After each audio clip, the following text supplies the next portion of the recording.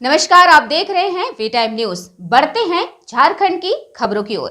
राजधानी रांची के प्रदेश भाजपा कार्यालय में पार्टी के प्रदेश प्रवक्ता प्रतुल शाह देव के द्वारा एक संवाददाता सम्मेलन संबोधित किया गया और इस संवाददाता सम्मेलन के माध्यम से पूर्व मुख्यमंत्री हेमंत सोरेन से जुड़े जमीन के मामले में प्रवर्तन निदेशालय की ओर से किए गए चार्जशीट पर भारतीय जनता पार्टी ने हमलावर रुख अपनाया है। प्रदेश प्रवक्ता ने कहा कि चार्जशीट से साफ पता चलता है कि जमीन से जुड़े मामले में नेता, अधिकारी और कर्मचारियों का पूरा एक सिंडिकेट काम कर रहा था।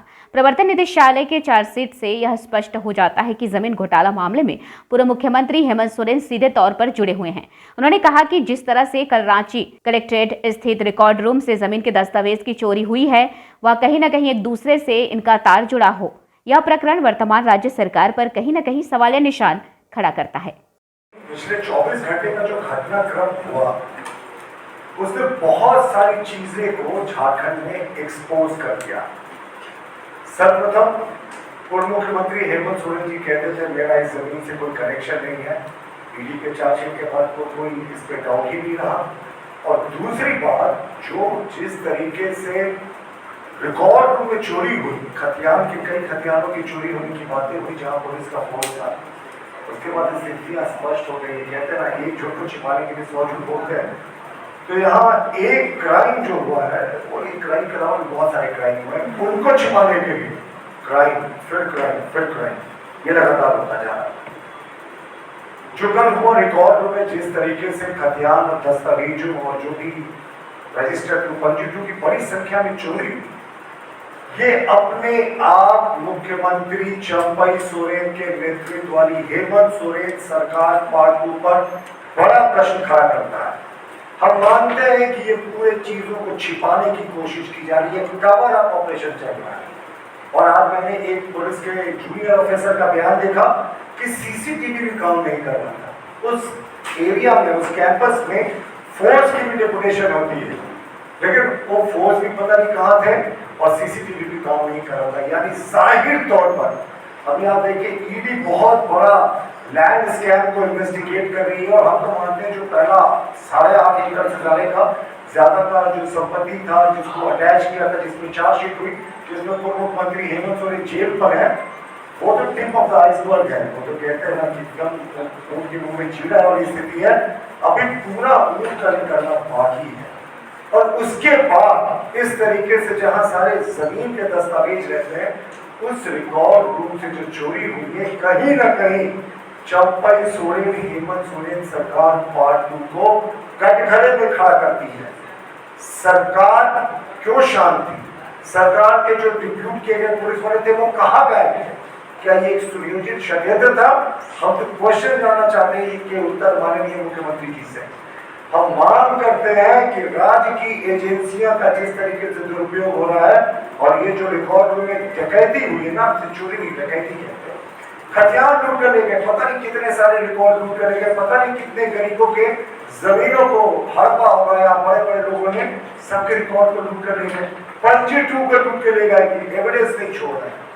तो इसकी अविलंब सीबीआई जांच हो और ईडी को भी इस केस को टेक ओवर करने की अनुशंसा राज्य सरकार करे, क्योंकि ईडी फिलहाल जमीन मामले में बहुत बड़ा इन्वेस्टिगेशन कर रही है। लेकिन जिस तरीके से सरकार का कवर अप ऑपरेशन चल रहा है, हम इसको कवर अप ऑपरेशन का हिस्सा मानते हैं कि ये चोरी कैसे हो गई साहब, डकैती कैसे हो गई शहर के बीचों बीच रिकॉर्ड में। तो चंपई सोरेन जी से आग्रह है कि सीबीआई और ईडी जांच के अविलंब आदेश दे, और नहीं देंगे तो भाई 2+2 तो 4 ही होता है। उसमें सारी चीजों के नेताओं को भी बयान आए, तरह तरह की बयान आए। क्योंकि मैं मानता हूँ कि ये जो ईडी का चार्जशीट है वो बहुत सारी चीजों को सिद्ध करता है। अब देखिए, इस केस की बात कर रहे हैं, ये ECIR केस नंबर 6/2023 है, इन matter of directorate of enforcement, और इसके रिस्पोंडेंट नंबर 2 हेमंत सोरेन जी खुद हैं, जिस केस की मैं आपको चर्चा कर रहा हूँ। इस केस में आप देखेंगे तो कुछ बड़े इंटरेस्टिंग फैक्ट्स हैं। अब आप देखें, इस केस में जो एक सिंडिकेट काम करता था, भानु प्रसाद जो अंचल का कर्मचारी था, उसके साथ कई अधिकारी मिले हुए थे, जिसमें सीओ तत्कालीन मनोज कुमार और तमाम लोग, छवि रंजन जी का भी उसमें नाम आया था। ये लोग मिलकर सिंडिकेट चलाते थे जमीन कब्जा करने का, और कहते हैं जिस जमीन के जांच की शुरुआत सेना के जमीन के बैंक पे इन्वेस्टिगेशन से हुई थी, उसके देखिए कहाँ तक चले गए, ये आप भी मतलब इमेजिनेशन से ये परे। और मैं एक आपको चलते चलते बता दूं कि ईडी जो भी करती है, रिकॉर्ड करती है स्टेटमेंट को, उसको एक admissible as evidence in court of law है। मैं सेक्शन भी आपको दिखा दे रहा हूं। जबकि पुलिस ऑफिसर जो सेक्शन 161 ऑफ सीआरपीसी में कहता है, वो चैलेंज भी हो सकता है। ये 164 के तहत बयान माना जाता है ईडी के कोर्ट में। जो लोग गवाही देते ईडी के कोर्ट में, माफ कीजिएगा, ईडी के सामने, उनको लॉ ऑफिसर्स की तरह ट्रीट किया जाता है। तो हम लौटते हैं वापस जिस तरीके से आए, और चैट इनका कहना था कि जमीन से का कुछ लेना देना नहीं, पर एक एजेंट विनोद भी किरदार था इस पूरे केस में, जो जिसके चैट आप हम बहुत बार डिस्कस कर चुके हैं कि किस तरीके से वो सारा ट्रांसफर पोस्टिंग कराता था, डीसी का, एसपी का, तमाम तरह की चीजें होती थी।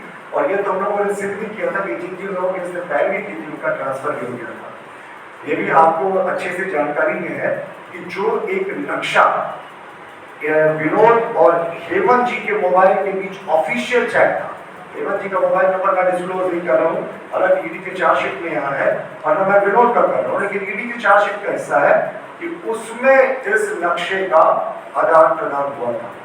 यानी ये नक्शा था, और इस नक्शे का इलाका जो बताया गया था वो लालू खंडाल पे एरिया बताया गया था, मड़काई परियातू में। और उस पूरे इलाके में इतनी बड़ी जो जमीन बनाने के लिए कोई दूसरी जगह नहीं है, इतना बड़ा जो कंस्ट्रक्शन करने के लिए है, वो कोई दूसरी जगह नहीं थी। तो आप इसे सोच सकते हैं कि किस तरीके से इनके तार साफ साफ एक दूसरे से जुड़े रहते हैं।